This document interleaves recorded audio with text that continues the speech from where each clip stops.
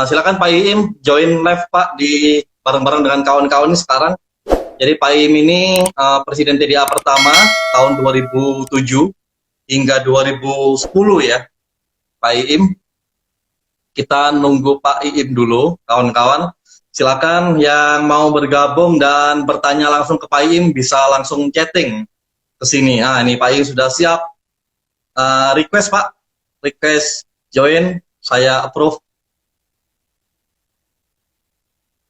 Pare-pare, Mas Rizal, ajak kawan-kawan pare-pare Mas. Mataram, siap. Ini TDA se-Indonesia ini pada join. Pekanbaru, Bakso Bambang. Ya, Pak Iim, kami menunggu Pak Iim. Request Pak. Mas Romdoni, ini Birdi bisa dijadikan,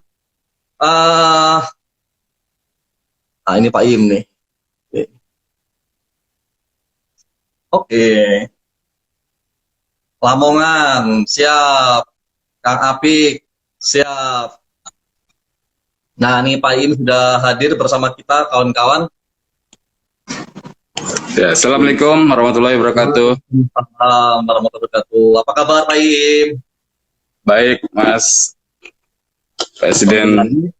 Terima kasih. Alhamdulillah baik. Suara aja. Suaranya ada, Mas. Suaranya sih jelas banget, Pak. Clear banget. Kenapa ya? Oke, ini udah ganti koneksi juga nih. Kayaknya gitu, Pak. Ini kayaknya disabotase sama Pak Fauzi tadi. Ya, kali. Takut level kegantengannya. Oke. Oke, Pak Iim sambil jalan aja deh, Pak Iim. Ya, oke. Ya. Apa Pak, ini yang kebiasaan baru di era pandemi ini buat Pak Iim? Ya, di era pandemi ini secara bisnis memang kita semua merasakan semua ya, merasakan semua. Saya selain kegiatan bisnis juga ada kegiatan sosial maupun kegiatan di organisasi. Tapi secara bisnis memang kita merasakan semua. Bisnis saya kebanyakan basisnya di jasa pendidikan. Juga memang ada trading juga, tapi lebih banyak di jasa pendidikan. Kalau ada sekolah-sekolah formal, ada 7 cabang sekolah formal, kemudian juga ada beberapa pusat kursus ya, kursus buat anak-anak sekolah dan juga pelatihan manajemen buat perusahaan-perusahaan. Dan secara bisnis kita merasakan, dan memang ini ujian kita semua sebagai pemilik bisnis atau pemimpin bisnis. Ya, kalau kita tahu bahwa mungkin kalau kita udah bisa melewati ujian ini akan lebih kuat lagi nanti ke depannya, dan sebagai pemimpin bisnis ini memang benar-benar diuji. Jadi kalau kita udah biasa dengan workshop-workshop yang ada di TDA ya, 8 series workshop misalnya, itu kan secara leader kita harus mempunyai kekuatan sebagai strong leader ya, strong leader. Dari kalau kita mempunyai kuat di kepemimpinannya, ini bisa mengajak tim kerja kita untuk mengikuti apa yang kita inginkan, karena semua totally harus berubah, harus beradaptasi. Jadi supaya mereka tidak panik tapi bisa mengikuti kita lebih beradaptasi.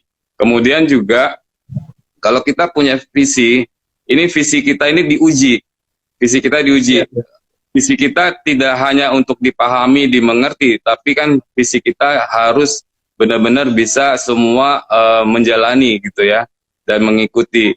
Dan dari situ kita akan lihat karyawan atau tim kerja kita apakah benar-benar bisa mengikuti visi kita, apalagi pada saat pandemi ini. Pada saat pandemi ini visi kita benar-benar gak semua karyawan mengikuti visi kita, karena disitulah, karena pentingnya sebagai pebisnis, ujiannya ada di visi kita. Kalau visi kita sebagai pebisnis ada gara-gara pandemi stop langsung terus pasrah begitu aja, berarti visi kita nggak berjalan. Bagaimana kalau visi kita nggak jalan, bisa diikuti oleh semua tim kerja. Kemudian sebagai pebisnis tentu kita udah sejak awal mempunyai rule of games ya, rule of games di dalam bekerja untuk Karena dengan rule of game ini akhirnya budaya kerja muncul. Nah, ujian juga buat kita, bagaimana selama ini kita menerapkan budaya kerja kita. Kalau pada saat sebelum pandemi budaya kerja kita udah lemah, maka kita juga susah untuk beradaptasi dan melibatkan semua tim untuk melakukan perubahan. Karena perubahannya bakal besar di pandemi ini. Sehingga budaya kerja itu benar-benar harus bisa diikuti oleh mereka.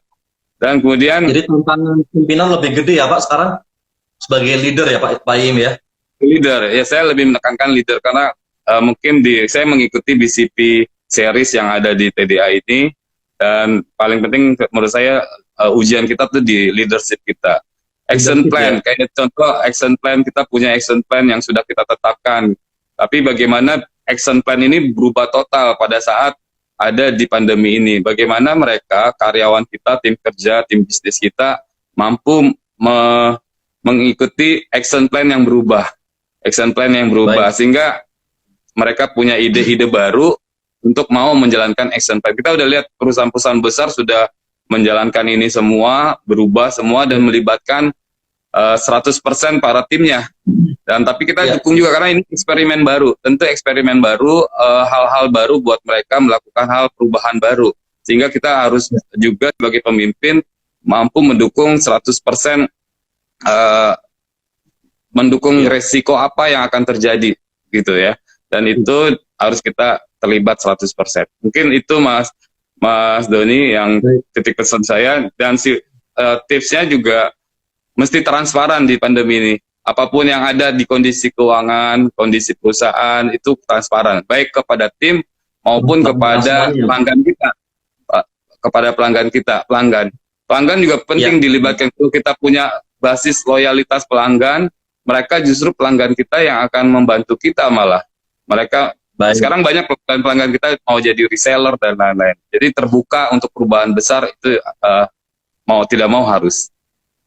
Ya, Mas. Baik. Kawan-kawan yang mau bertanya ke Pak Im, silakan langsung di chat di sini. Langsung nanti saya akan share ke Pak Im. Pak Im, pertanyaan terakhir dari saya, Pak Im. Halo?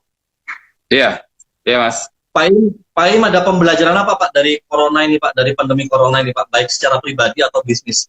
Pembelajaran dari Pak Im. Ya, itu juga yang saya banyak belajar di pandemi ini. Ya, belajarnya harus cepat bisa beradaptasi, tidak bisa kita menunggu atau pasrah begitu aja. Jadi harus melakukan perubahan-perubahan besar. Perubahan besar ini juga tidak bisa saya lakukan sendiri, tapi harus banyak yang terlibat di tim bisnis kita, semua tim kerja kita. Dan karena melihat kondisi seperti ini, mau nggak mau harus lebih transparan, lebih apa adanya kepada tim. Jadi tim tahu, karena sebenarnya yang benar-benar pakar menjalankan usaha kita sehari-hari kan tim kerja kita ya, tim bisnis kita. Jadi mereka itu lebih pakar dari kita sebenarnya. Mereka lebih spesialis daripada kita. Kita generalis aja.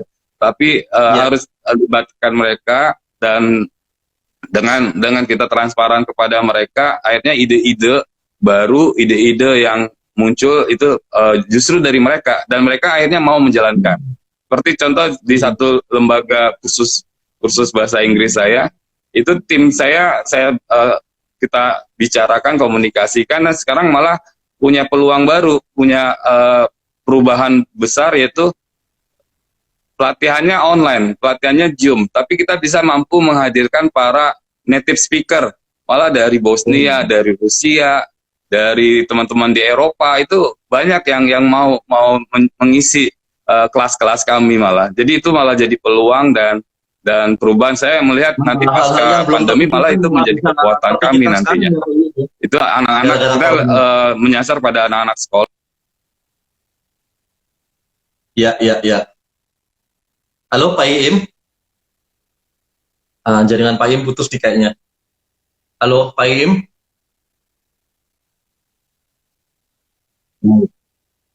Baik, terima kasih banyak Pak Im, karena waktunya sudah mepet Pak, 15 menit saja, karena harus bergantung dengan ini, lagi Pak Rosian yang bergabung dengan kita. Saya ucapkan terima kasih banyak Pak Im, sukses dan sehat selalu. Terima kasih Pak Im. Assalamualaikum.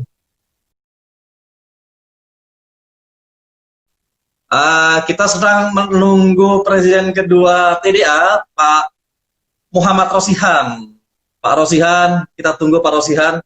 Jadi kawan-kawan tadi dari Pak Im, pesannya adalah ini adalah tantangan yang sangat berat, terutama bagi kita sebagai pemilik bisnis, sebagai seorang leader, karena kondisi seperti ini menuntut skill leadership kita yang sangat luar biasa. Kemudian yang kedua, bagaimana kita bisa lebih transparan dengan tim. Nah ini Pak Rosihan, nah, sambil saya ini ya, bentar. Ada Bu Anis juga, request juga tadi. Halo Pak Rosihan. Nah, alhamdulillah Pak Rosihan lolos, videonya keluar. Ya, Siap. oke. Alhamdulillah. Akhirnya. Nah ini Silakan, kawan-kawan, Mas Doni. Presiden kedua TDA dari 2010 ke 2012 ya Pak Rosihan ya. 2011 ke 2013. Oh, 2011 ke 2013. Ya, Ini Pak Rosihan lagi di Pak di Jombang ini. saya lagi di Jombang, pulang kampung. Enak. sudah mulai langsung kembali ke desa nih. Sebentar Pak Rosihan, saya mau nanya dulu. Ini Pak Rosihan bawahan pakai sarung nggak sih Pak di Jombang? Iya Jangan dong, pakai sarung. ini pakai kemeja. Pakai sarung kita ya. Bukan sarung ya. Iya, kita mengikuti kultur lokal. Wah, siap. Gimana Pak rasanya tinggal di desa Pak? Alhamdulillah, di sini masih enak. Tiap malam kita masih bisa makan rawon, kikil, jalan-jalan, ya gitu ya. Tidak ada PSBB, ya gitu ya. Betul. Iya, jadi alhamdulillah. Kita Ini kalau kami nanya begini, ini ya gimana Pak? Diajak ikutan dong Pak katanya. Sudah kangen tuh Pak Karos tuh. Ya, Baik. alhamdulillah. Pak Rosihan, gimana kabar bisnis Pak Rosihan di era pandemi ini? Ya, jadi ya intinya 2 bulan lalu saya nulis dengan beberapa asumsi-asumsi, ternyata kan beberapa menjadi kenyataan ya, baik diri sendiri maupun teman-teman gitu kan, bisnis drop, kemudian kita harus pivot di skala kecil, jangka pendek dan lain-lain. Ya, jadi apa yang saya tulis 2 bulan yang lalu, bisnis survival canvas ya kita lakukan sendiri.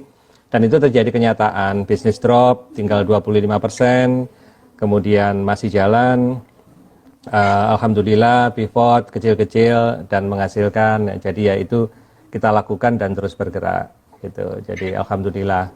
Yang penting terus bergerak, nggak usah banyak teori, yang penting kita jalankan, validasi, kalau bagus diteruskan, ya gitu aja. Iya. Baik. Ada pembelajaran apa Pak selama corona ini Pak? Kan kita nih semuanya kayaknya banyak mendapatkan pelajaran berharga ya gara-gara corona ini. Kalau buat Pak Rosihan apa nih Pak pembelajaran paling spesial? Ya, jadi dikala kita ya pengusaha ini kan di saat corona ini kita terus mencari pembelajaran, mencari insight dari luar ya. Dari luar kita cari terutama live dari teman-teman, informasi, artikel, presentasi dan lain-lain yang semuanya itu menggambarkan sisi luar. Sisi luar itu adalah sisi customer. Ada perubahan pola perilaku belanja, ada perubahan kategori produk yang dicari, ada macam-macam. Nah, sisi pembelajaran yang mungkin saya temukan adalah justru melihat perubahan pada diri kita sendiri. Kita tiba-tiba melakukan hal-hal yang karena terbatas ya, itu ternyata melakukan hal yang lebih efisien. Jadi memanage tim lebih efisien dengan cara-cara remote pun ternyata bisa. Melakukan kerja-kerja yang sifatnya yang dulu harus hand-on ternyata bisa. Kemudian bahkan menjalankan project-project secara remote dan seperti itu dan bisa. Nah, sisi perubahan dari entrepreneurship kita itu kadang-kadang lupa dibicarakan dan direcord. Nah, padahal perubahan-perubahan yang kita lakukan, perubahan-perubahan yang sudah kita lakukan sekarang, itu kalau kita record, itu bisa menjadi basis cara kerja kita ke depan. Nah, apa ini. Nah, itu sekarang saya coba mulai apa ini di fase kedua ini, saya nganggapnya setelah Lebaran ini fase kedua ya. Fase pertama kemarin kita Maret sampai April, ini fase kedua. Fase kedua ini adalah daya beli yang pasti akan lebih menurun, tapi relaksasi akan dilepas, sehingga makin nggak jelas kapan corona ini akan berakhir, dan kita harus berdamai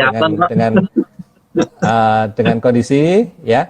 Nah, jadi ini justru sekarang inovasinya adalah pada diri sendiri, pada cara kerja kita, bagaimana ngelola bisnis, bagaimana ini dengan cara-cara baru. Tidak perlu perubahan besar, perubahan yang alami aja, tapi begitu alami itu divalidasi efektif, ya udah kita jalankan. Jadi kalau kemarin kita lihat sisi luar ke customer, sekarang kita coba lagi lihat sisi di dalam.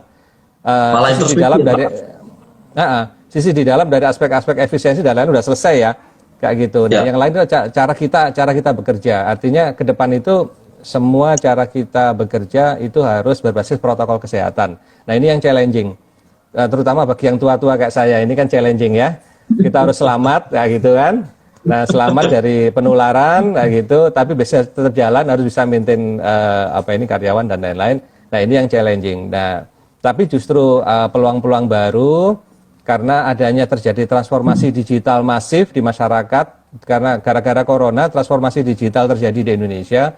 Nah, ini peluang bagi siapapun yang nanti mengembangkan sistem bisnisnya itu secara digital yang natif juga ya. Jadi makanya kedepannya saya rasa dalam kondisi yang lebih nyantai seperti ini, justru yang dipikirkan adalah inovasi-inovasi di digital, sehingga pola yang terjadi, perubahan kepemimpinan, perubahan kita sebagai entrepreneur itu bekerja itu nanti akan lebih banyak ditunjang digital. Nah, itu yang ini. Jadi perubahan cukup ini lumayan, Mas Doni. Kita record buat diri kita sendiri untuk kita. Digital akhirnya, Pak ya.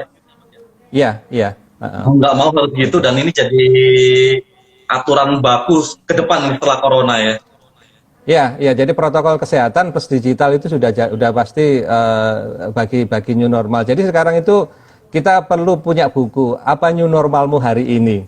Nah, itu dicatat. Oh, ini bisa ya. Oh, ini new normal ya. Ini dicatat buat kita sendiri aja. Apa new normalku hari ini? Oh, ini. Nah, itu nanti kita coba ini kayak gitu. Baik. Saya rasa kawan-kawan yang sih, Mas, Pak Rodihan, silakan langsung di ini ya, kawan-kawan yang mau tanya ke Pak Rodihan, langsung diketik karena jadwal Pak Rodihan tinggal 5 menit lagi nih. Kita cepet-cepetan 15 menit yang masing-masing presiden ya, dan saya di sini hanya sekedar bertanya-tanya. Yuk kawan-kawan yang mau nanya ke Pak Rodihan nih, ngomong orangnya jauh, sekarang lagi di Jombang. Ini berkah buat teman-teman TDA Jombang, kayaknya langsung bisa belajar ke para guru senior ya di Jombang. Kawan-kawan manfaatkan, langsung datang ke rumah Pak Rodihan nih. Nah, ini Pak Rodihan, ada pertanyaan apa yang dilakukan Pak Rodihan nanti di fase kedua ini? Ya, fase kedua itu kan kita sudah bisa menangkap, pasti akan ada relaksasi yang luar biasa ya, relaksasi luar biasa di fase kedua setelah Lebaran, karena nggak mungkin itu pemerintah menahan semua gejala ekonominya, jadi pasti akan dibuka perlahan-lahan. Nah, semakin dibuka semakin nggak jelas ininya, semakin nggak jelas konstelasi ininya. Nah, sehingga kita harus tetap jalan karena mulai menggeliat dan tetap jalan, tapi protokol kesehatan harus tetap kita perhatikan untuk keselamatan diri kita sendiri. Nah, jadi saya melihat ayo bergerak lebih kencang di fase kedua, tapi tetap dengan sangat hati-hati karena makin nggak jelas posisi. Jadi tantangannya lebih gede nanti Pak di fase kedua ini, Pak Rodihan. Gimana? Tantangannya jauh lebih besar daripada sekarang ya. Oh iya, tantangannya lebih besar. Jadi kita harus mulai merunning di saat daya beli sudah pada posisi maksimal melesu ya, setelah Lebaran ya, kayak gitu. Jadi, tapi ya itu tadi, kita belajar 2 bulan ini, apa new normal yang kita dapat, itu kita catetin, ya itu kita praktekkan nanti di fase kedua. Gitu. Ya harus ada perubahan-perubahan ini.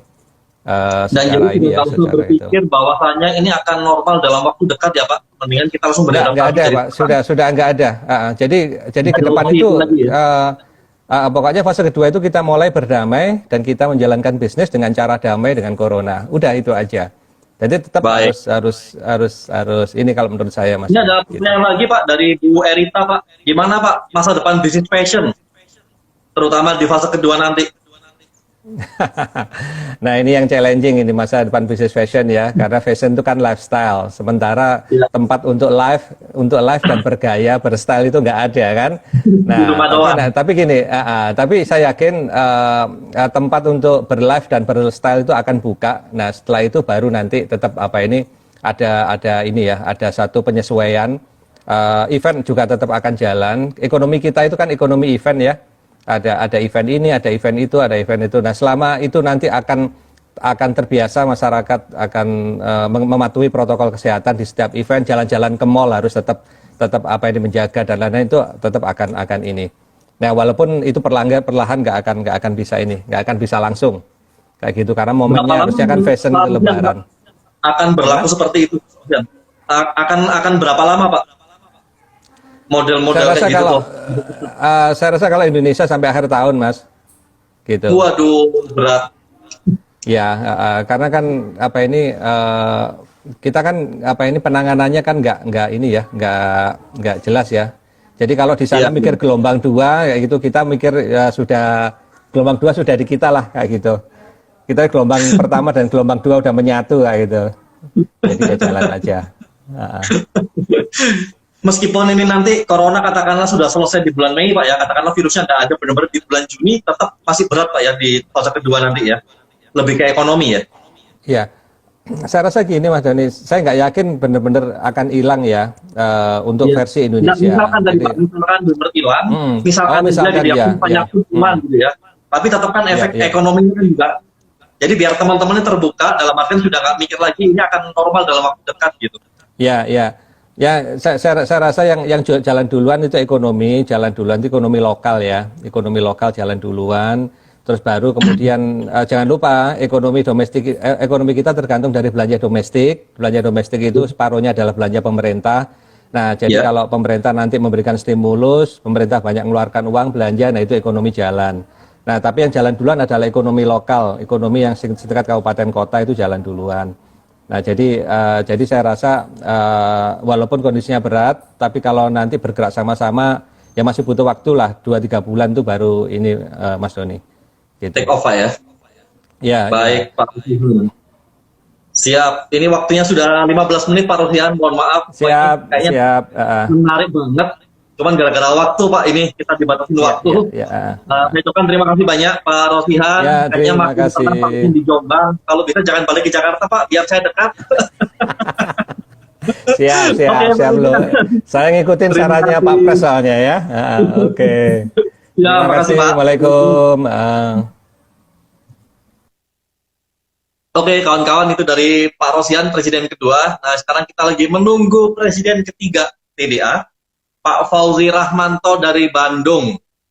Ini katanya sih Pak Fauzi ini yang ngaku dari kemarin-kemarin ngaku presiden paling glowing gitu ya. Karena di posternya beliau yang paling glowing. Nah, kita nunggu Pak Fauzi Rahmanto, Coach Fauzi. Kita tunggu Pak Fauzi. Nah, nih Pak Fauzi. Ya, kita berdoa bismillahirrahmanirrahim. Semoga muncul Pak Fauzi di sini videonya. Enakan di Jombang Pak Rosihan, betul Pak Faiz. Alhamdulillah. Kan Pak Fauzi lolos ini. lolos filter kegantengan kan. Gimana kabar Pak Fauzi? Baik, Mas Doni, apa kabar? Malang. Baik, alhamdulillah. Di Bandung Pak ya ini ya? Ya di Bandung. Saya sudah 2 bulanan ya di Bandung. Udah cukup lama. Tinggal nggak kemana-mana. Ya. 15 menit Pak, jadi kita nggak bisa basa-basi. Ini langsung pertanyaan saya pertama Pak Fauzi. Pertanyaannya adalah gimana cara Pak Fauzi merawat tubuh tetap glowing? Nah, ini pertanyaan pertama dulu Pak. Ini dari kemarin aku paling glowing kan, ini saya tanya rahasianya apa? Iya. Saya sebetulnya nunggu produk perawatan dari MS Group ya, tapi nggak datang dapat. Iya, ini iklan lewat. Iya, jadi sebetulnya kirim dulu, baru nanti saya ngomong di sini. Oh, saya pakai sabun ini gitu kan, lebih sip. Nggak Belum enak nih pakai kalau sudah saya nyebut bingung. produk lain nih. Lain banget. Pak Polri gimana Kangen kabar nih. bisnis, Pak? Ya, eh, sama lah seperti teman-teman yang lain, karena kami B2B ya, layanan pelatihan dan coaching ke korporasi, pasti terdampak. Jadi sampai Februari itu sebetulnya jadwal kita penuh ya, jadwal saya penuh.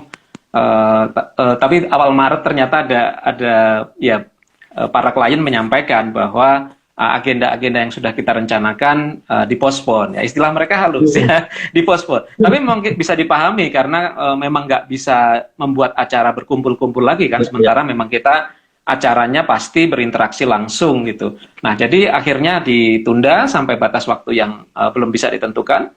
Jadi secara kontrak sebetulnya nggak ada masalah karena biasanya kontraknya sudah di awal tahun, tapi ya yang masalah pelaksanaannya jadi nggak tereksekusi ya. Dan Tadi kalau nggak dibaca tereksekusi ya nggak bisa nagih juga kan. Ya, itu challenge-nya. Ya, jadi itu challenge-nya. Tapi challenge itu juga bawa hikmah, Mas, kalau untuk kita ya. Iya. Jadi hikmahnya luar biasa sekali. Pertama, saya dan tim meyakini bahwa bisnis ini kan pertukaran value ya. Kita menghadirkan value untuk customer. Selama kita masih bisa menemukan value, menciptakan value, dan juga melakukan delivery value, maka sebetulnya kita nggak perlu khawatir. Nah, ketika mendelivery value-nya terganggu gitu ya, maka kita kemudian mundur sedikit nih. Mundur sedikit kemarin coba pikirkan gitu. Apa kira-kira cara baru mendeliver value dari yang dibutuhkan oleh customer. Customer kami butuh knowledge baru, butuh pendalaman tentang hal-hal strategik gitu. Nah, ya caranya aja yang diubah akhirnya gitu. Caranya kita ganti. Jadi kemarin itu hari-hari ini sampai hari-hari ini saya masih dalam proses untuk melakukan sebagian besar waktu saya gunakan untuk edukasi sebenarnya. Edukasi bahwa ada cara baru untuk menikmati layanan kita yaitu melalui online gitu. Ada yang sudah menerima dan langsung minta proposal, ada yang sudah menyetujui proposalnya juga bahkan, tapi sebagian besar masih kayak wait and see ya, ini beneran bisa atau enggak gitu. Dan nggak apa-apa karena harus diedukasi. Sejak Maret sudah di rumah aja Pak ya, nggak pernah ngisi offline lagi ya bener? Selama 2 bulan ngisi ini. Ngisi tetap tapi lewat laptop. Iya, bener. Saya lockdown. Saya mematuhi untuk lockdown. Cuman kemarin itu sempat sekali perlu ke ATM gitu ya. Jadi saya keluar di Bandung pakai dan kaget Mas, macet. Jadi saya kok macet, keluar dari perumahan saya tuh macet. Terus di sekitar ATM itu kan banyak orang jualan ini ya, jualan gorengan, takjil gitu.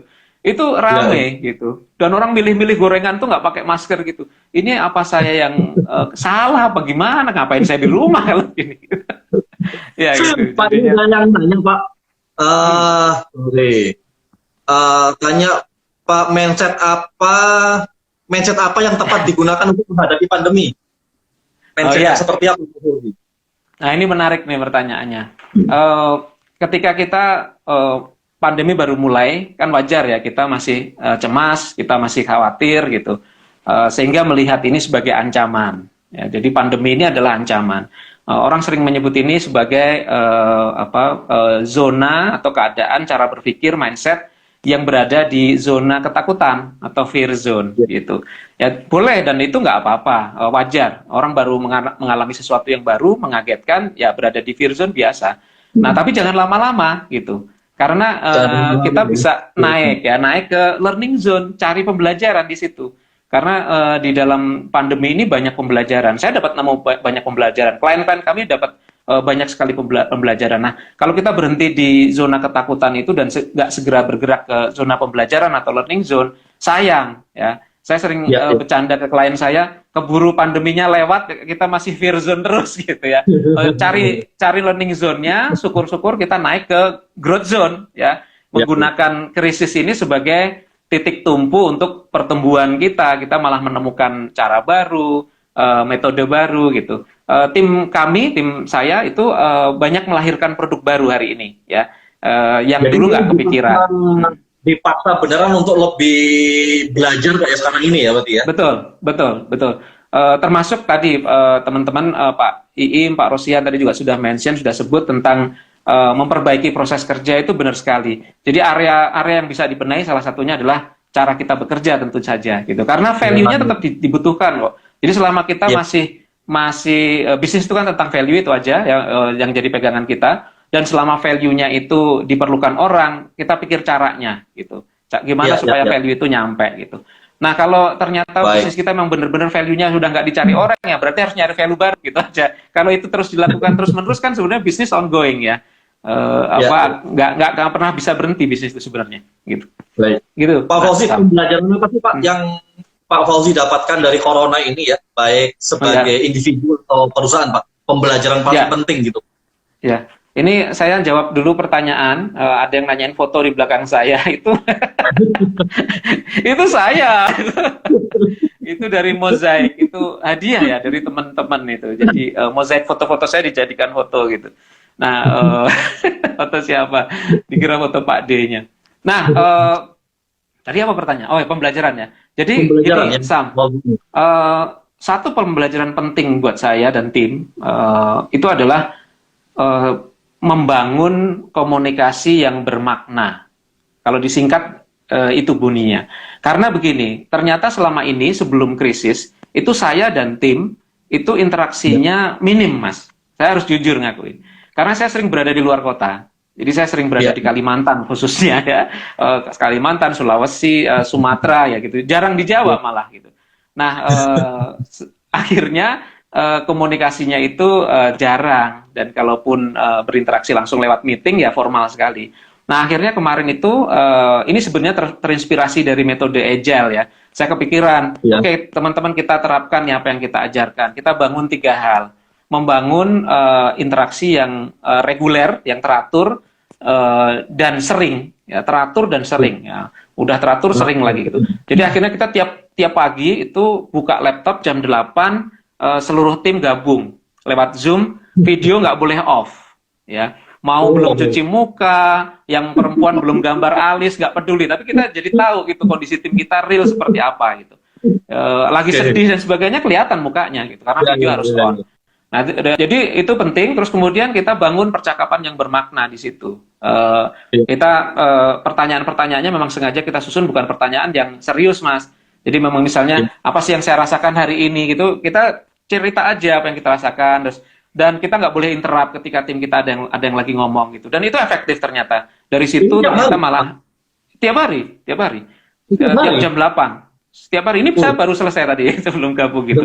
Dan itu bagus, Mas, ternyata. Bagus karena yang di-share di pertemuan harian itu 3, Mas.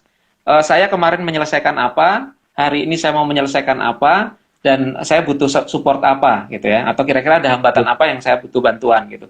Dan ketika itu disampaikan, semua anggota tim mendengar, nggak menyimak, nggak ada yang interrupt, kecuali tadi kalau ada request support berarti saya bisa bantu itu, saya ngomong gitu.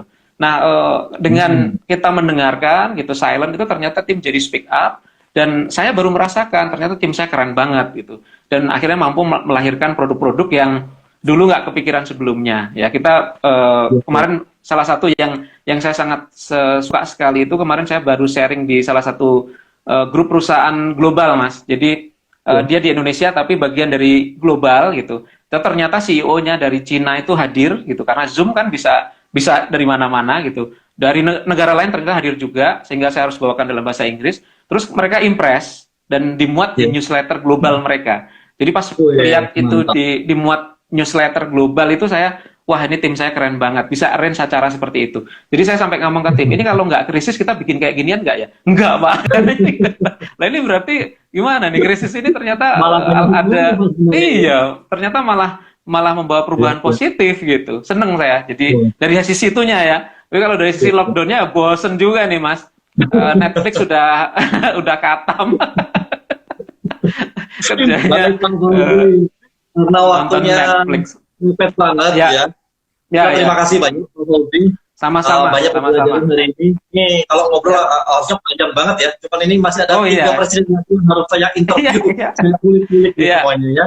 Iya, saya juga nggak sabar untuk nunggu yang berikutnya nih ya, terutama ada Mas Bara ya,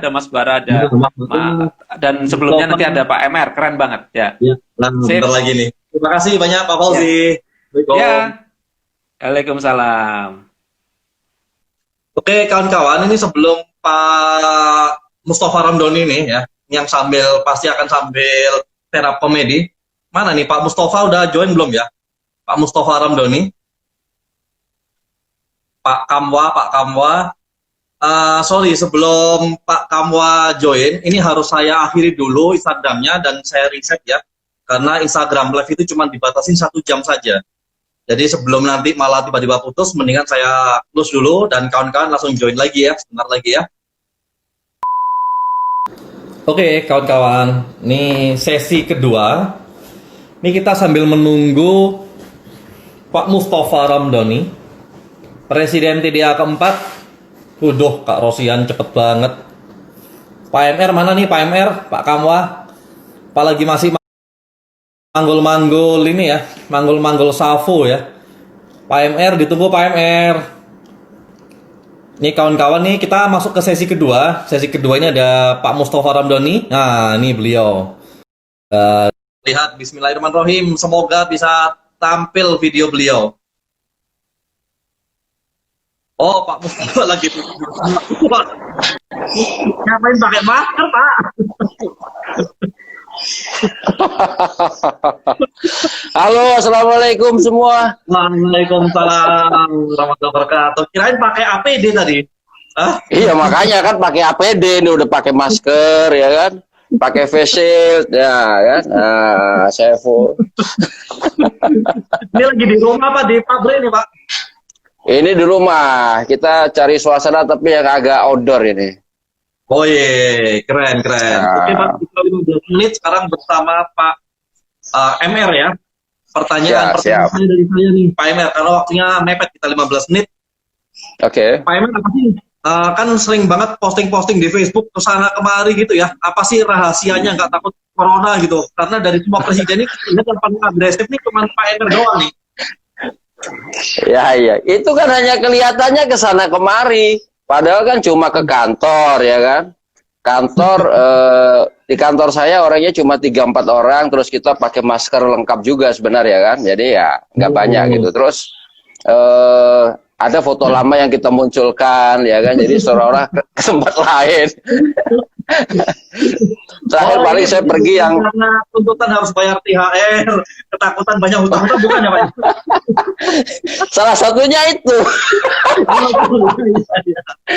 Jadi saya yang benar-benar keluar rumah adalah harus menghadiri sidang ya, itu ya klien kita yang cukup besar yang terlilit masalah hutang piutang, kita harus hadir di sidang itu. Nah, karena nilainya besar mau nggak mau harus keluar kita, gitu Sampres.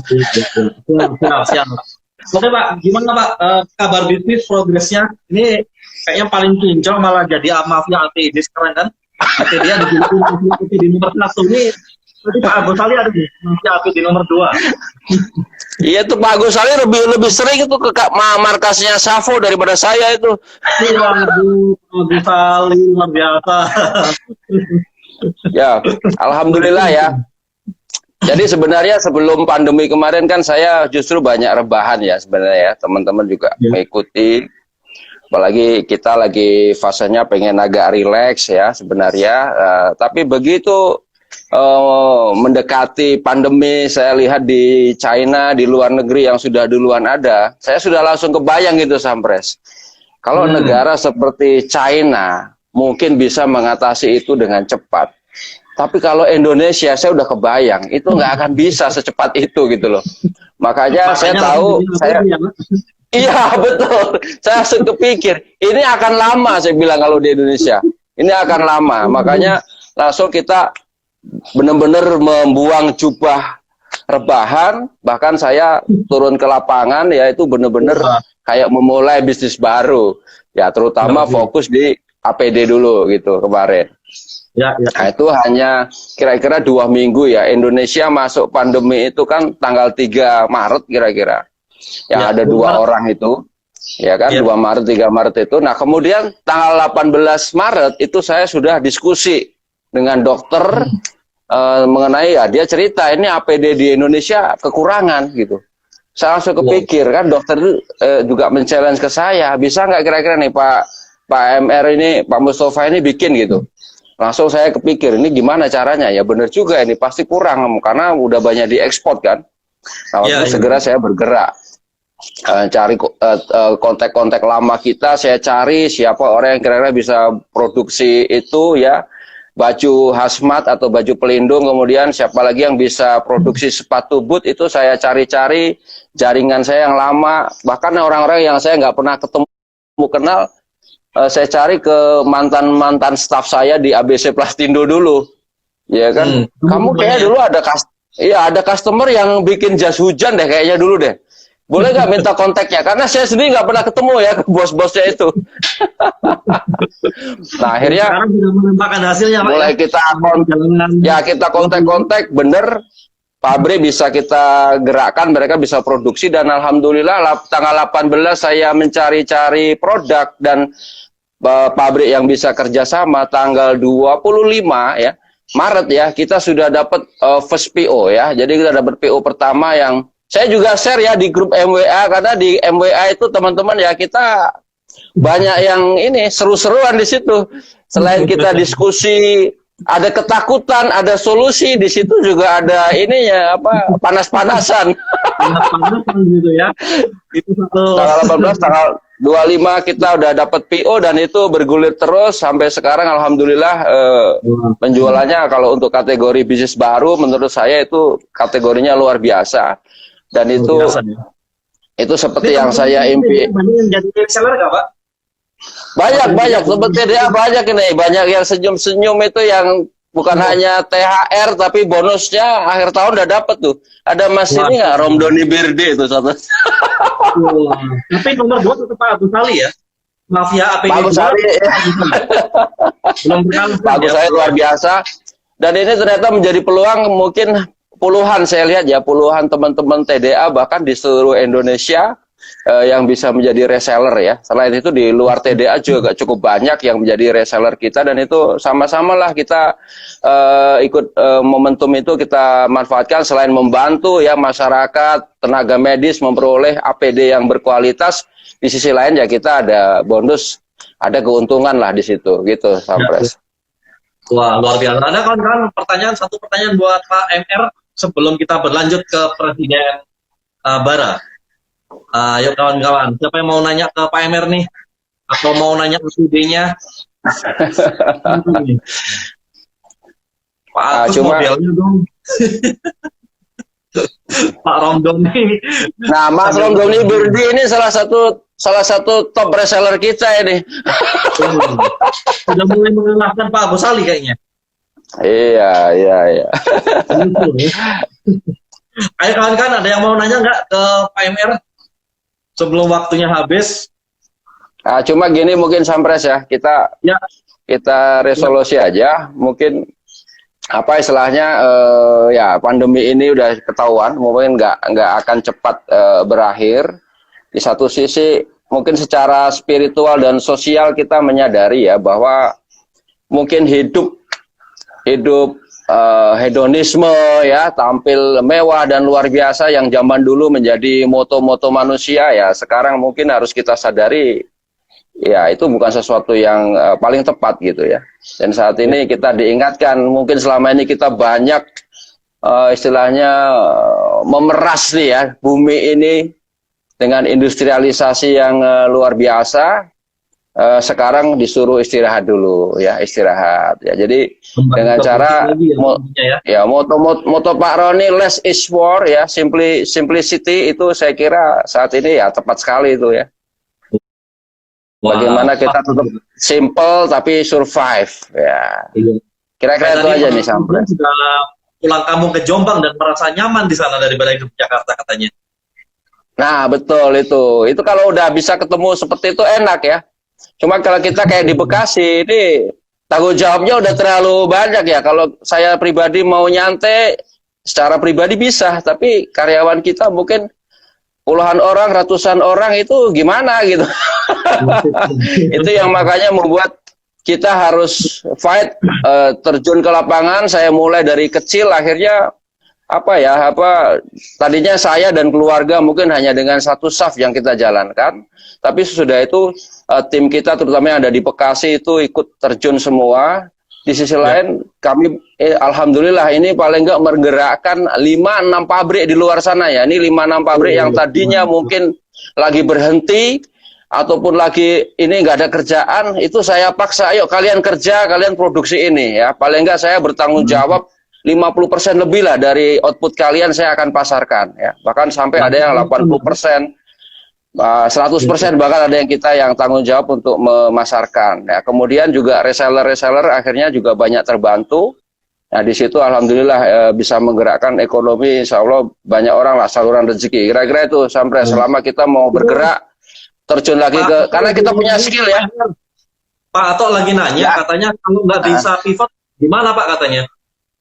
Kalau nggak bisa pivot ya TikTok. Pak Ato itu kan TikTokan terus, happy itu hidupnya ya. Itu apa ya jawabannya ya? Ya kalau nggak bisa pivot adalah hidup tetap harus happy dan sederhana ya. Supaya kita tetap bisa melewati masa-masa ini. Itu kalau yang nggak bisa pivot ya. Berusaha maksimal dari bisnis yang ada, gimana? Pasti masih ada peluang ya, dari bisnis existing masih ada peluang. Insya Allah. Pak, ini ada waktunya cuma 15 menit. Ya, ini saya harus berganti ke Presiden Bara. Saya ucapkan terima kasih Pak Emer, sukses terus dengan sapunya. Ya, tadi kalau kan ada yang jadi film, kontak Pak Emer ya. Siap, silakan. Ya. Silakan. Oke, terima kasih Pak Emer. Dadah. Assalamualaikum warahmatullahi. Asik. Ternyata Pak Mustafa Ramdhani ya terkena filter kegantengan. Ada dua tadi berarti. Pak Iim sama Pak Mustafa Ramdhani nggak lolos. Nah, ini tinggal Mas Bara. Mas Bara kami tunggu online Mas Bara. Ayo Mas Bara. Gara-gara APD videonya blur. Bener tuh Mas Gigi. Gara-gara kebanyakan APD kayaknya beliau itu. Yuk, Presiden Bara ini presiden ke-5 TBA. Mas Bara ini tahun 2000 berapa ini ya? 17 sampai 2018 sebelum diganti sama Mas Bimo. Ini kita lagi nunggu Mas Bara. Apalagi masih lari-lari ya Mas Bara jam segini. Hampir jam 10 nih. Mas Bara, halo Mas Bara. Aduh, Pak Fauzi nih. Mentang-mentang paling glowing ini. Ini mana nih Mas Bara? Ayo Mas Bara. Kita tunggu Mas Bara. Kalau Mas Bara belum ada nih, mungkin Pak Agus Ali boleh dulu deh, Pak Agus Ali. Ayo Pak Agus Ali. Live sama kita nih sambil nunggu Mas Bara. Takut ketahuan. Mas Bara. Ini mana nih? Saya kontak dulu, telepon dulu aja ya Mas Bara.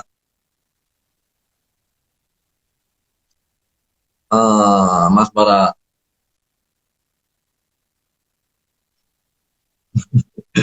Tolong di unfriend. Ya bener tuh Mas Budi tuh nambah-nambahin pikiran kita terus tiap pagi. Halo? Mas, mana? Ini ditungguin teman-teman nih online. Iya. Waduh, lagi di pasar ternyata Mas Bara. Padahal kita sudah nungguin 5 menit nih Mas Bara. Langsung aja Mas, IG live-nya kita Mas langsung request sambil nunjukin keadaan pasar Mas. Siap, kita tunggu. Wah, bener nih, bener tadi pertanyaannya. Kawan-kawan, Mas Bara lagi di pasar jualan beras. Tapi nggak ngomongin kiloan ya, puluhan ton beliau nih. Ini coba kita bentar lagi nunggu beliau live dari pasar katanya. Ini pasti seru nih. Saya sharing ya, kita nunggu sharingnya Mas Bara aja ya. Dari saya sudah bosen. Lanjut Mas Bimo ya, Mas Bimo siap-siap. Nih Mas Bara lagi di pasar, kita paksa live dari pasar ya. Yuk Mas Bara. Live Pak Agus dulu boleh, Pak Agus mau join?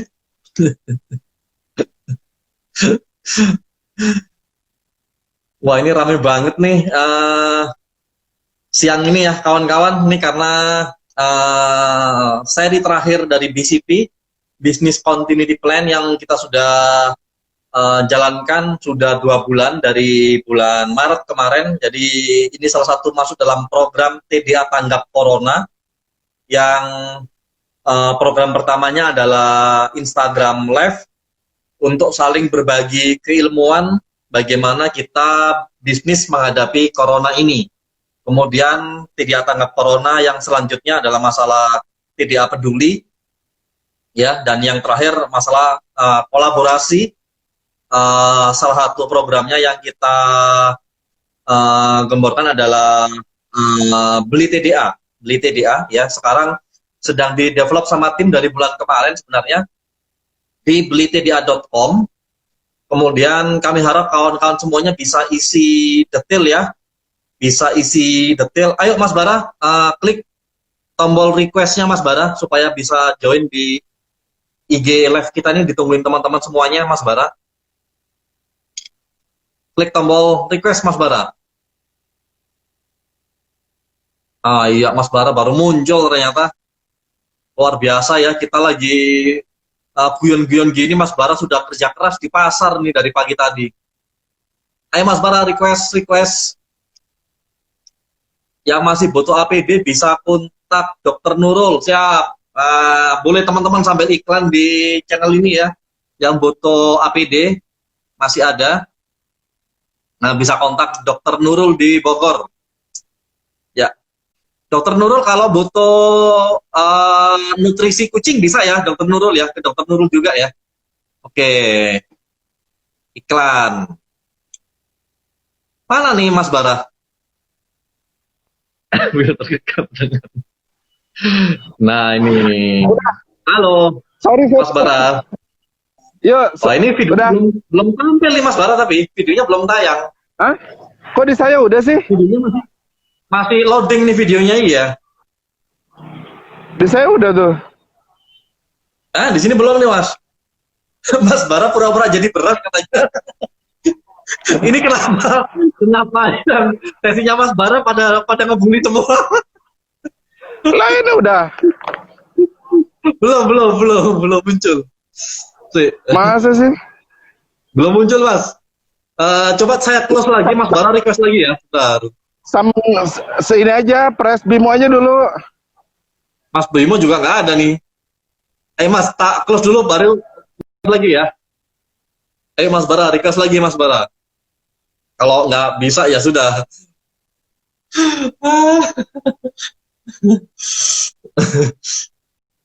Nah, ini semoga bisa lolos nih videonya sekarang. Alhamdulillah, akhirnya tangannya Bisa kelihatan. Benar-benar di pasar nih Mas Bara ya. Masya Allah. Iya tuh sama awal kita. Udah dari subuh udah di pasar induk ini. Gile luar biasa. Mana Mas? Foto berasnya mana ini, video berasnya? Sebentar, ini saya lagi ngawal truk. Alhamdulillah hari ini kita turun 500 ton. Masya Allah 500 ton kawan-kawan. Satu hari 500 ton. Bayangin sudah 75 hari. Ini nih lagi. Ngeri. Jadi alhamdulillah dapat presiden kelima TDA ya.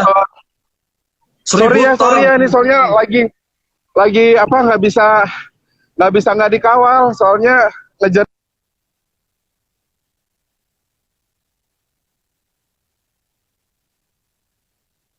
Wah, ini agak putus-putus nih sinyalnya Mas Bara. Ini mafia beras TDA nomor 1 nih, sudah ditembus satu hari 500 ton. Aduh, Masya Allah. Saya nyari tempat dulu ya, bentar ya. Saya nyari tempat yang enak dulu ya. Soalnya lagi di loading, tempat loading. Jangan masuk dalam beras, Mas. Ini saya juga lagi bawa TNI tuh. Buat Wih, ngawal. ngeri nih. Ya beginilah kawan-kawan. Jadi Presiden TDA itu nggak ada keren-kerennya kok sebenarnya. Semuanya pada Iyalah turun. kita becek-becekan sampai aneh nyari tempat adem dulu. Apa di dalam truk aja? Nah ini antrian kita nih, Pelan Karawang. Ngeri. Nih, oke nih udah agak adem dikit. Gimana Sam? Nurut? Mafia sembako Sorry. juga ya. Mas, gimana Sam? Itu 500 ton Gimana? berapa truk itu, Bang? Udah datang? Taruh aneh ini dulu. 500 ton berapa truk, Mas Bara? Gimana? 500 ton Jadi berapa gini, ton? kalau satu truk nih kayak gini ya. Nih, aneh juga Ya. ngirim dari Pak. Ini satu truk kayak gini, ini kapasitasnya 10 ton kalau untuk beras. Tuh, yang Berapa, Mas? disebutnya kontainer Berapa, tronton Mas? ini. Ya. Kalau yang kayak gini nih 10 ton. Nih, truk Wih. kayak gini tuh 10 Berarti ton. 50 truk, Mas. Nih kalau yang Satu hari 50 iya, truk. tapi satu hari lebih Waduh. saya sehari kan 300 sampai 500 ton. Waduh, duh. Luar biasa Nah, nih. tapi ada PO yang satu PO itu langsung 5.000 pack, artinya 25 ton. Supaya nggak ribet, saya Wih. pakai yang ini disebutnya tronton swing.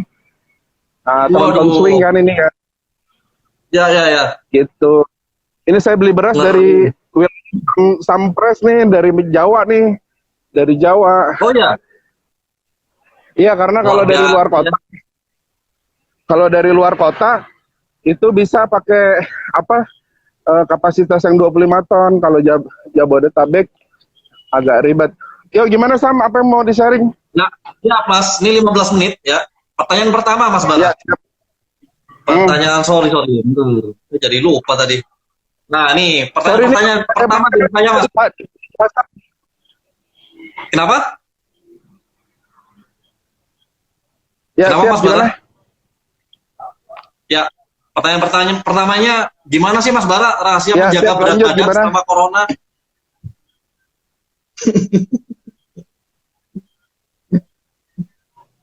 Halo, Mas Bara, rahasia jaga berat badan gimana sih Mas sama corona ini? halo. Halo. Ya Mas. Sebentar, sinyalnya jelas nggak Sam? Suara Mas Bara putus-putus sih, cuman jelas. Oke, lupakan. Masuk ke pertanyaan kedua. Putus lagi nih Mas Bara. Bentar ya. Ini presiden kelima ini memang lagi ini nih. Nggak bisa diem kayaknya, memang harus keliling pasar. Jadinya agak putus-putus. Mas Bara. Ya, jelas nggak? Jelas nggak? Jelas. Tadi kan pertanyaan saya nomor 2 tadi sudah dijawab itu di kabar bisnis lagi jualan beras 500 ton gitu ya. Ini balik pertanyaan pertama nih Mas. Pertanyaan pertamanya gimana nih Mas Bara rahasia menjaga berat badan selama corona?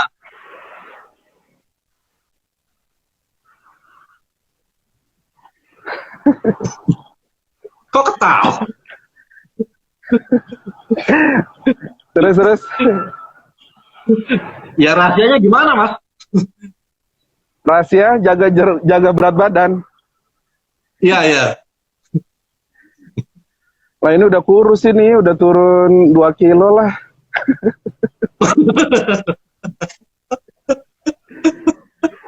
Ya. Nah tadi kan sudah langsung ngomongin dari awal, tadi langsung ngomongin pertanyaan saya kedua sih, kabar bisnisnya kayak gimana, tapi langsung live gini kan menunjukkan langsung di pasar gitu. Ya, jadi kalau Ya. jadi saya sih prinsipnya ngikutin banget ya bahasa-bahasa kondisi ngepot segala macam itu kan.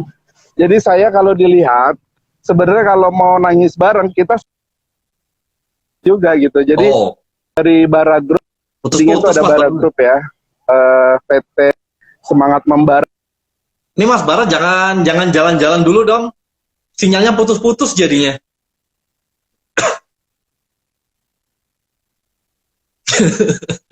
Kan ini kawan-kawannya ada, jangan. Jawabannya mikir keras, takut puasanya batal katanya. Aduh, Mas Bara putus-putus Mas Bara. Aduh, sorry nih Mas Bara sudah live ya.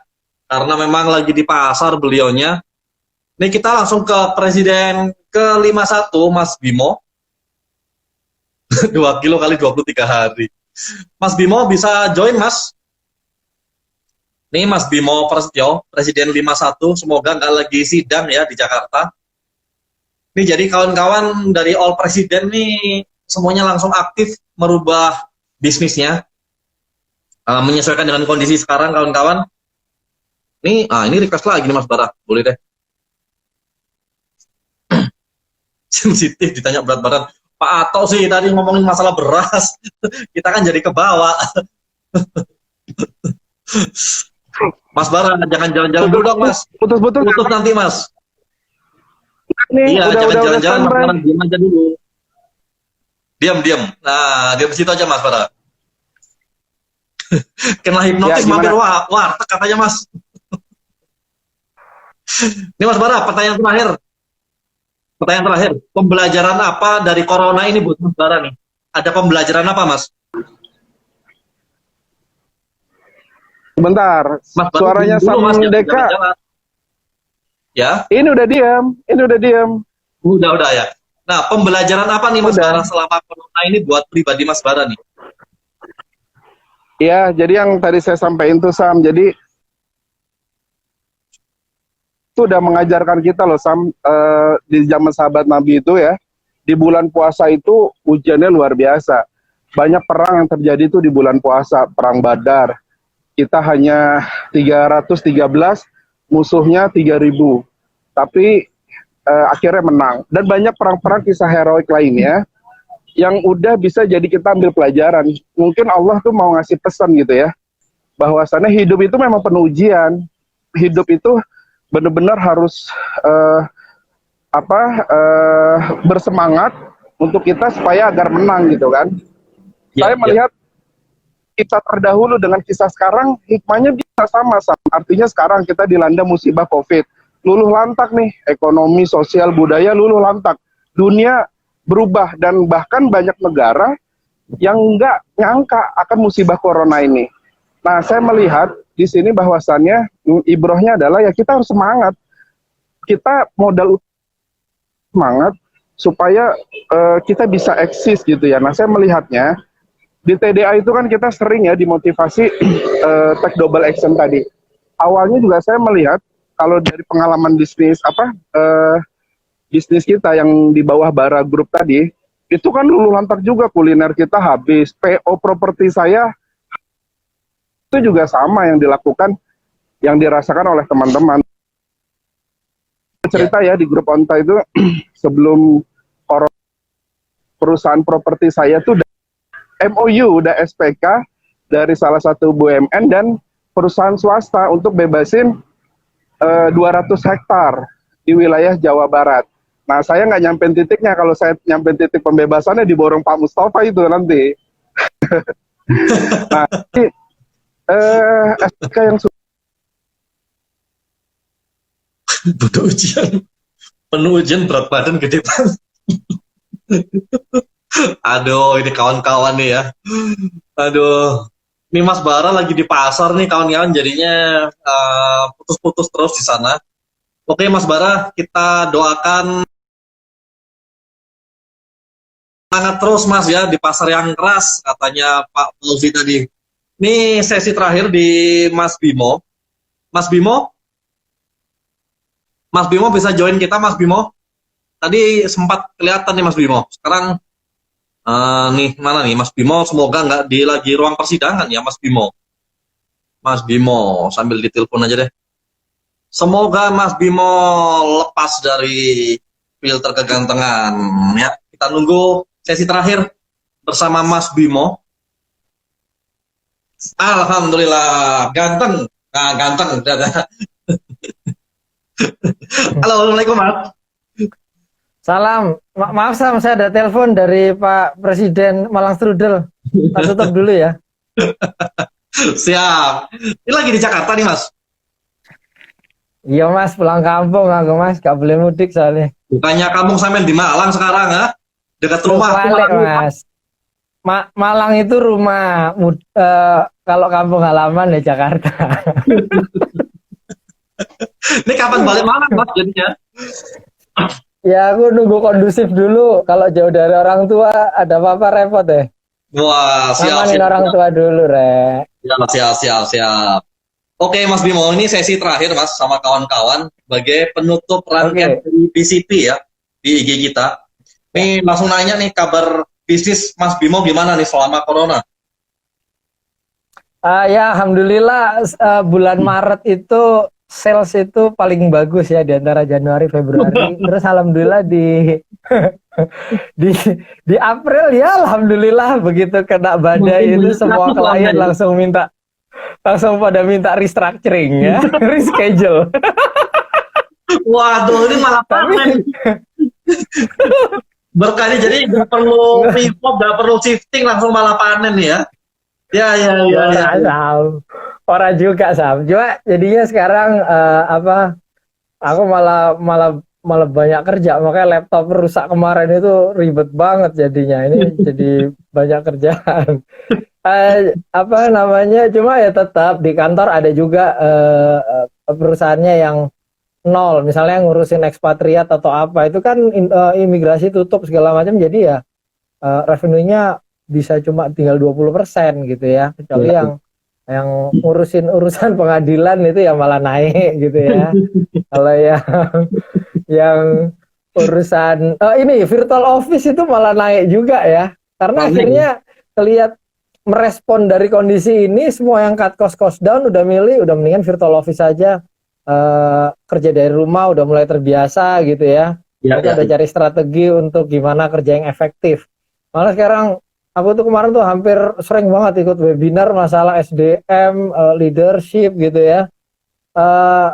Itu yang menarik adalah sekarang itu perusahaan sudah harus mulai mempersiapkan karyawan-karyawannya itu dua hal. Satu, entrepreneurship skill, yang kedua career switch.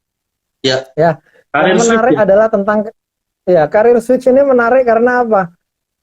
Tidak semua orang siap untuk berpindah sesuai kebutuhan market ya. Dia belum tentu fit in karena karakter dia. Jadi kalau orang yang kerja jadi sekretaris administratif itu sekarang nggak terlalu dibutuhkan, suruh switch jadi sales misalnya, itu kan challenging. Makanya itu yang harus mindsetnya dibuka dulu, dan dia juga harus siap menghadapi itu, karena kalau enggak dia nggak kepake nanti di industri. Pandemi atau krisis ini sebenarnya kan jadi pelajaran bagus buat semuanya, bahwa kita harus siap dengan krisis-krisis yang ada lagi selanjutnya, dan apakah kita sudah mempersiapkan atau belum gitu. Tapi panen lagi nih juga berarti Mas Bimo, panen lagi ya kalau ada krisis lagi ya, makin panen lagi gitu kan. Aku menunggu amin gitu ya. Yang membedakan tapi krisis sekarang sama dengan 2008 atau 98 adalah ini semuanya kena secara global. Kalau 98 dan 2008 itu nggak semuanya kena, nggak terdampak. Jadi akhirnya kerjaan tetap banyak ya, apalagi kalau yang restructuring, reschedule gitu ya. Kalau sekarang klien kami salah satu yang terbesar itu ngurusi visa provider terbesar se-Indonesia, itu sekarang justru nanya, Pak Bimo, can we reschedule our legal fee term, and we would like to extend our your return legal service to 2021, tapi minta setengah harga. Jadi dia maunya nego panjang gitu ya, tapi harganya turun setengah karena dia lama banget Mas habis. Padahal lagi panen kan Telco ini? Loh enggak, kemarin dia panen, tapi habis itu kan selesai, visa kan nggak ada Mas, karena nggak ada orang keluar negeri lagi. Langsung nol Mas, langsung dia merumahkan, PHK dan lain-lain. Jadi kegiatan kami sekarang itu lebih banyak settlement, ya gitu-gitulah, masalah ketenaga kerjaan, dia nggak ada revenue sama sekali. Jadi kalau di Bimo malah nggak ada perubahan signifikan ya dari model bisnisnya, ada macam-macam, malah karena ini lagi naik malahan gitu ya. Ada yang terdampak Sam, cuma makanya kami sekarang juga lagi mapping sih, maksudnya kan ada industri yang growth, ada yang enggak. Nah gimana caranya kita bisa riding the wave juga, yang naik itu karena apa ya, kami harus ada di sana. Makanya di kantor sekarang semua anak-anak juga harus menyesuaikan, nggak tahu belajar baca, nggak bisa cari webinar, nggak ada undang orang bicara. Pokoknya apapun harus well equipped supaya dia bisa providing service-nya kan gitu. Ya, dan dipaksa cepat belajar ya. Disiksa terus. Ya. Iya. Kawan-kawan yang kok setiap hari harus bikin. Mau langsung chat ya di sini. Ini pertanyaannya Mas Bre, kapan merumahkan sekretaris? Nah, ini Mas Bre ini memang gitu lah ini. Iya. Ya gini lah, kalau stres dia sebenarnya kan nggak ada yang mau difoto lagi gitu ya. Dia sampai nggak tak kasih kerjaan, Sam. Sampai kerjaan yang udah tak bayar aja, kerjaannya kan nggak jadi. Akhirnya nggak bisa karena WFH ya. Ya wes, kapoknya kapan nih gue. Mas Bimo, kalau surat nikah hilang, solusinya nikah lagi. Nah, ini Pak Ato ini bagus. Mungkin karena sudah tertiktok ya, tertiktok gitu. Jadi pikirannya juga agak TikTok juga ini. Pak Ato nggak bisa kalau surat nikah hilang terus nikah lagi, karena calonnya belum ada Pak Ato. Kalau butuh hubungi King Hendra ya. Ayo kawan-kawan yang mau nanya ke Mas Bimo. Tapi Mas Bimo, pertanyaan terakhir dari saya nih, apa sih ada pembelajaran apa Mas Bimo dari corona ini ya, secara pribadi atau organisasi? Iya. Sekarang itu jadi penting kita itu punya organisasi satu yang lean dan membuat semuanya kalau bisa jadi variable cost gitu ya. Karena ini sampai 2 sampai 3 tahun ke depan. Challenge-nya adalah dengan tadi itu kalau semua dibuat variable cost, kemudian bisa mengencourage tim untuk bisa malah jadi partner atau jadi owner ya, jadi equity. Ini malah opportunity buat mereka, dari kita juga kan bisa lebih ini. Tapi yang paling penting adalah semuanya itu harus belajar untuk bersyukur dan bersabar karena ini dihadapi semuanya. Pada saat masa-masa seperti inilah artinya kita itu harus makin yakin ya ini ketetapan Tuhan itu pasti yang terbaik. Dan gimana kita menyikapi dengan positif itu yang harus dibawakan dan leader harus bisa mengkomunikasikan itu ke timnya dengan baik. Kalau enggak mereka yang panik. Kami sih alhamdulillah nggak ada yang di PHK, THR, gaji tetap ya sama, bahkan udah pada terima THR. Tapi dari cash flow kami ngelihat nih ya dengan paling pesimis kalau sampai Desember kami masih kuat lah gitu ya.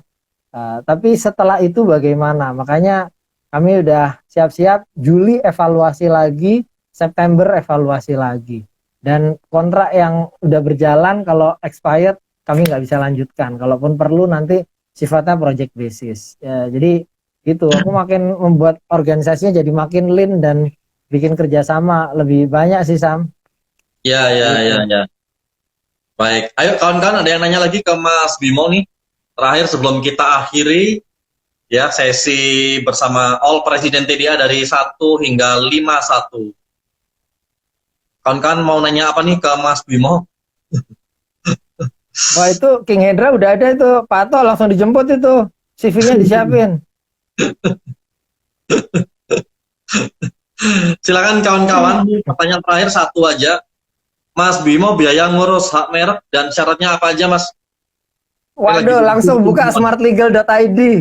Ya, buka smartlegal.id itu ada semua. Sampai penelusuran merek toolsnya udah ada, nanti dibantuin gitu ya. Nah, itu. Iki Mas Ino, piye to iki? Cara karyawan jadi owner itu contohnya bagaimana? Sampean wingi telepon aku ya gak takok, saiki takok piye to iki? Nih Mas, habis lebaran panen lagi Mas Bimo urus perizinan frozen food. Dari siap Ibu.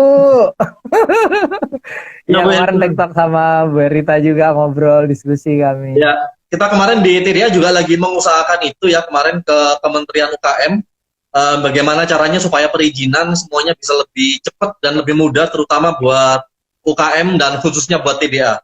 Ini lagi diproses nih. Semoga aja bisa mereka teman-teman pejabat bisa ini ya cepat merespon kita. Ada lagi kawan-kawan yang mau nanya ke Mas Bimo? Waktunya kurang 2 menit. Mas Bimo. Okay. Ada yang nanya kawan-kawan? Dimanfaatkan. Ini semuanya tadi kayaknya gara-gara ini nih. Saya sudah daftar haki, berapa lama keluar? Oh. Daftar haki berapa lama keluar, Mas? Ya, masih sama 3 sampai 4 tahun. Karena antriannya panjang itu ya. Gak ada percepatan ya? Ini kok. Iya, ya. Kalau percepatan itu pasti jalur samping itu ya. Saya nggak ikut-ikut kalau itu ya. Cara Oke, rekrut Pak. sekretaris kalau jadi istri gimana? Wah ini harusnya tanya sama senior TDA yang lain, bukan tanya sama saya ini. Nggak Aduh, boleh ini. nyebut nama, nggak boleh nyebut nama atau inisial ya. Huruf depannya T. Ups. Ya, Oh, kalau udah ampun. nggak ada yang tanya, kita doa bersama aja, Sam. Semoga Samdeka diberi kekuatan untuk melanjutkan sampai periode berikutnya ya. Yang setuju tolong like, share, dan komen gitu ya. Bentar lagi ada 61, awas tenang aja ada presiden 61. Kalau Gus Andi itu disimpan agak lama ya, karena itu satria pingitan. Jangan langsung keluarin kartu truf. Iya. Oke, Mas Bimo, terima kasih banyak waktunya. Ini sudah jam Siap. 11:30. Sukses selalu, Mas Bimo, di sana. Ya, sehat-sehat selalu. Sampai ketemu di Malang. Ya, terima kasih. Assalamualaikum. Yuk, Assalamualaikum warahmatullahi wabarakatuh. Oke, kawan-kawan TDA, demikian acara hari ini. Ini sebagai sesi penutup dari rangkaian Instagram Live yang sudah disajikan oleh Dear Epic, ya, teman-teman dari BOD Dear Epic, Mbak Rira, Mbak Rizka, Surabaya, dan semua timnya yang sangat luar biasa. Saya nggak bisa sebut satu persatu karena timnya banyak. Tadi pagi juga saya lihat beberapa timnya Mbak Rira kok malah banyak yang nangis ya, Dokter Nurul. Aduh, ini kok sudah selesai sih, padahal masih baru belajar jadi MC, baru menikmati live-live kayak gini, kok sudah selesai nih sekarang gitu.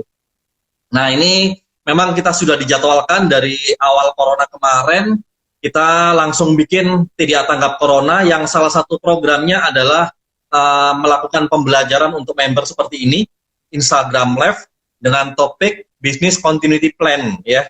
Bagaimana membuat planning bisnis menghadapi corona ini. Nah ini, dan hari ini memang hari terakhir kita live di Instagram, tapi jangan bersedih dulu, tim Epic, tim Markom sedang menyiapkan sesuatu yang beda nanti, insya Allah akan di launching setelah Lebaran ya, jadi minggu depan kita libur dulu, tidak ada live, beberapa live ada bukan di sini tapi di TDA Club masing-masing, di kuliner, TDA Club kuliner masih aktif mereka di sana dengan beberapa pemateri yang langsung ngomongin masalah teknis ya. Kemudian di pariwisata yang baru jadi kemarin juga sudah mulai aktif juga berdiskusi langsung dengan Kementerian Pariwisata juga ya. TDA Fashion juga saya harap seperti itu, TDA Property, silakan gerak bareng-bareng sendiri-sendiri gitu ya. Yang di Instagram official TDA kita off-kan dulu selama 1 minggu. Nanti kita tunggu kejutan dari kawan-kawan dari Dear Epic. Oke, begitu ya kawan-kawan. Terima kasih banyak waktunya. Salam sukses selalu ya. Salam kolaborasi untuk negeri. Assalamualaikum warahmatullahi wabarakatuh.